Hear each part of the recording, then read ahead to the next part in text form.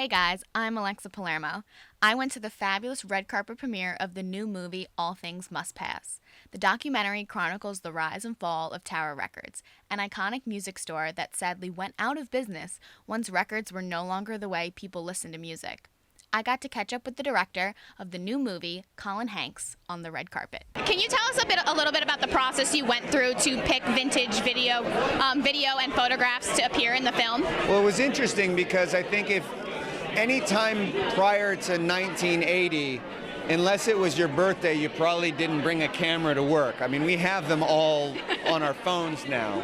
And so it's kind of difficult to find footage from the early years, but once you get towards later, it's a lot easier. It's a lot easier. So was it fun to see kind of all the old photographs and things? Oh yeah, I was a treasure hunter, man. I would get excited every single time I saw anytime I saw a photo, a t-shirt, anything, I would get a rush. So yeah, and I'm still like that. I'm still buying stuff online. That's awesome. Yeah. What was the first record you ever bought? No, I don't know about the first record I ever bought because I made my parents buy a bunch of stuff for me.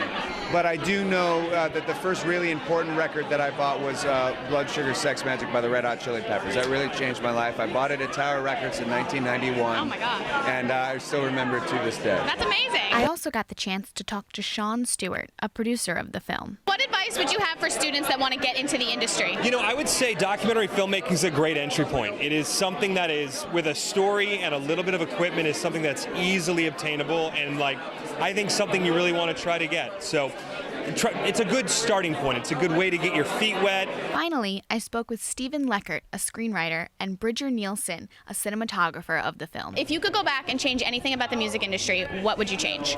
I think the move to CDs was a mistake in many respects. I think we're seeing a resurgence in vinyl, and the reason why is that people like to hold these things in their hand, and they're this big, and so the artwork looks amazing. Mm-hmm. And so if we could go back in time and sort of slow down and keep vinyl around a little longer, I think it would have prolonged the period of time where Tower went down.